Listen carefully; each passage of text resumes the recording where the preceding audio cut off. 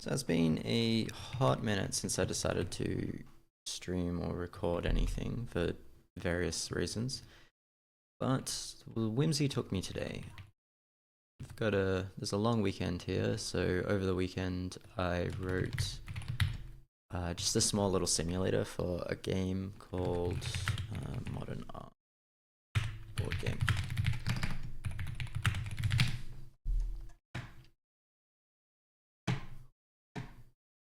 And so the way that this board game plays is essentially.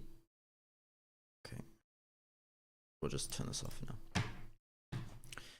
now. Essentially, players take turns auctioning art pieces, and each art piece has a specific kind of auction.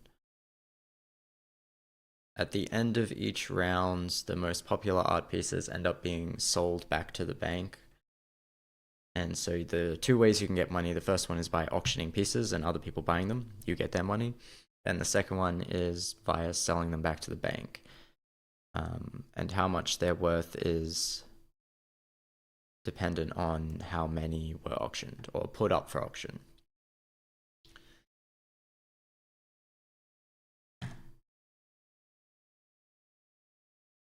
Yeah, kind of looks like this. So these are the artists. There's 5 of them. They are real artists, and these are real pieces by them. There's I think this guy's got 12 pieces and 13, 14, 15, 16. So there's a bunch of art pieces there. I guess that would be 14 by 3 art pieces. And these tokens represent how popular the piece was in that round. So in the first round, Ramon was the most popular, then Sigrid, and then Raphael. And this is how much money you get for selling each piece by that artist. The interesting part is that it accumulates over rounds. So the second round, Daniel was the most popular, then Ramon, then Raphael. But selling a Ramon piece in round 2 is worth 40, not just 10. However, selling a Sigrid piece is worth 0. Anyway, this game is interesting to me because it's not super clear what the strategy is, like what you should do. I'm sure it depends on what the other players are doing. But an interesting question is, if the other players are doing something, what is the right strategy? Well, is there a right strategy that you should take to maximize your chances? The answer is probably yes, but I'm interested in trying to find the answer to that question. Just make sure I'm actually, yep, got audio. Okay, so what I've done is I've written a little simulator for the game. Yeah, Odin run. Plays over 4 rounds. So if we go back up to the top, we can see players auctioning off. This is just the card number. There's 70 cards. They're just 1 to 70. Auctioning off a piece by Ramon Martins, and it's a single offer, which is a type of bid where every player in turn bids an amount, and the next player either overbids or passes, and whoever bid last, as in whoever was the last person not to pass, is the winner. And there's only one round, right? So you don't get to go back and forth with a single offer bid. There's just one round. Everyone gives one bid or one pass, and whoever had the last bid or the highest bid, with the same thing, ends up winning. And then there's a couple other ones. A fixed price, so player 1 sets the price, and then each player gets one opportunity to either buy it or pass. The first person that buys it is the one that gets it. So not everyone necessarily gets a turn. So in this case, player 1 auctioned this Raphael Silveira, and player 2 just scooped it up for apparently the price of 100. This looks like a mistake though, so we'll have to come back to that. What else we got? Yes, the double auction. So the double auction is kind of what it sounds like. You put up a second card, and whatever that second card is, that's the auction type. You can't put up 2 double auctions. You just auction, double auction, and then some other card. Open bidding, which is what you might think of as bidding. Every player just bids or passes. and whoever is the last bidder as determined by some criteria. In here, I give every player the chance to pass twice, essentially. So you can see that everyone has passed as a player, and then decide, well, okay, now that I know that everyone has passed, do I want to come back in? And if a player comes back in, then it resets. But essentially, this is what you might think of as regular bidding. You just have a bunch of people shouting out numbers, and whoever shouts the highest one last wins. Do we have anything else here? We got the secret auction. Everyone bids exactly once without knowing what everyone else is bidding. And I think that's all of them. Yeah, I think that's all the auction types. So here, my little AI players, my little gremlins, playing through with a very simple strategy. And that strategy is called first card all in. So what happens is when they're asked to bid, they will just go all in. They will bid all the money that they have. And when they're asked to put a card up for auction, they will just grab their first card and put it up for auction.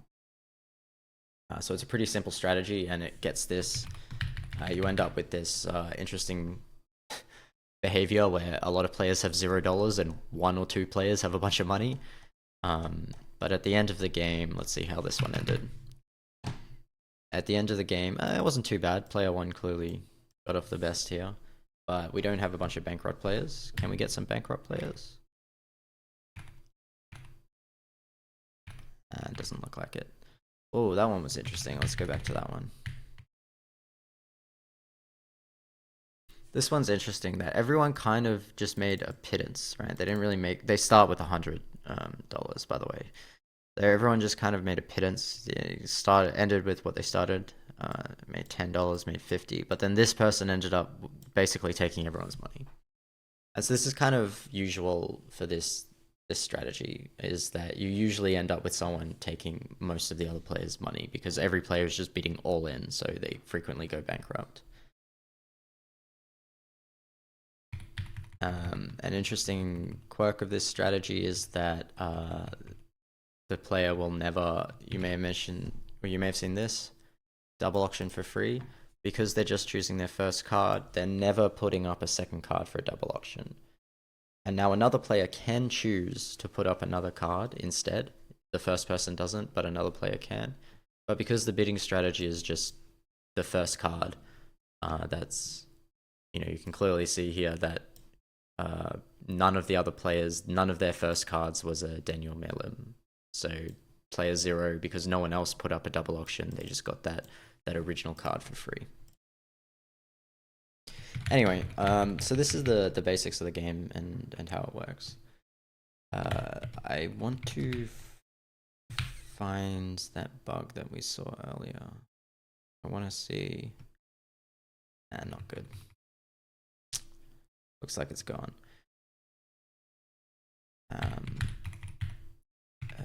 It's probably under game. Won the bid. Nope. Won the bid. The winning bid. And what was that? Was it an open? I don't think it was an open.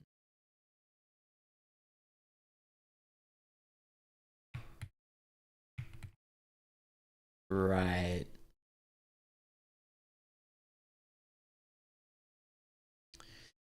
Right. Okay, yeah. So that's a bit of a silly bug.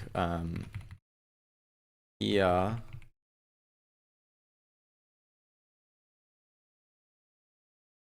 We're saying player is bidding something, but it's not quite true. They're actually just bidding whatever the winning bid is, or whatever the auction price was. Because in a fixed price, there's no bidding per se. Each player in turn either takes it or passes. There's not really any bidding. So that should fix that bug. But now the player bids exactly what the auction price was, which would have been 0 in the case that we saw before. So can we see an example of, actually we can probably do that. Whoop. Nope. How does this work? Nope. And then fixed. Yeah, here we go. Yeah, so there we won with 0. Okay, can we get one that's not 0? No, because all the players are bankrupt, so no one has any money. Um,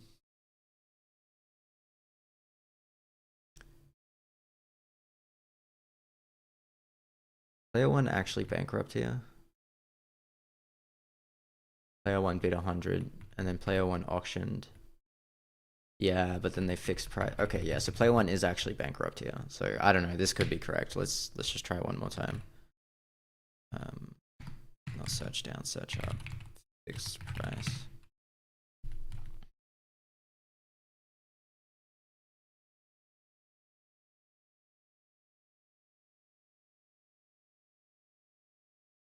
Player three won the bid. Yeah. Right. Because with this bidding strategy, frequently what you get is just the next player wins, and then that player then has to auction something. So when it comes to fixed price auctions, they're usually bankrupt because they just won the bid. So we'll have to implement a different strategy to see some interesting behavior. Yeah, and player one's bankrupt. Yeah, because every player is just bankrupt. Okay. Um. Okay, so let's go into strats. This strategy kind of boring. What I'm interested in is, firstly, I want to get a baseline for how random games go. So basically, I want every player to just randomly auction cards and randomly bid amounts. Um, what I'm curious to see is if the results are random. So this currently right now is like debug logging, but I'll also want a CSV output which shows basically every player's cards and what they did. And I want to see if there's some sort of pattern. Like the conventional wisdom is that double auction cards are very powerful. I wonder if you're playing a random game, double auction cards end up being highly correlated with winning. And then even if that's true, can one player take a different strategy that gives them an edge? Right? So you have three random players and then one player with like an actual strategy.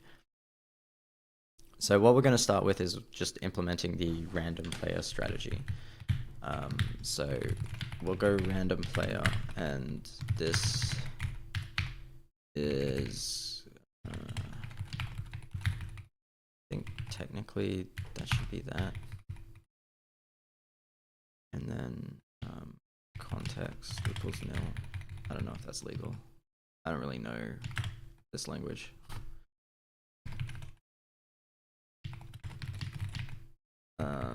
So we have init equals proc context. I think we have a pointer to a raw pointer, and I think our ID, something like that. Yeah. So we'll have our context as well.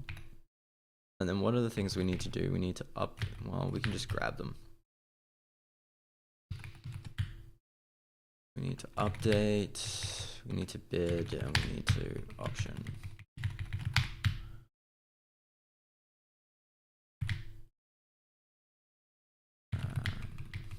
Like that.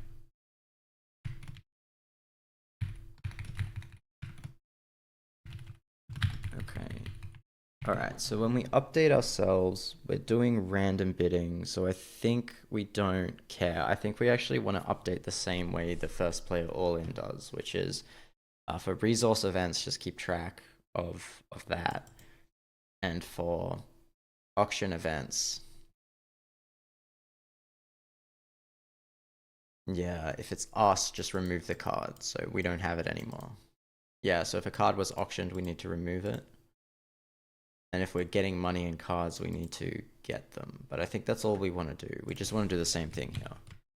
Because our playing strategy will be random. So all we need to know is what's in our hand. This can be a random context, like that. And we'll have random context. So what we need is we need our cards, which is just a bunch of that, and we need our money, which I think is that, even though technically it's unsigned in this game. What else are we going to track? Probably nothing. We can probably get away with just these two things.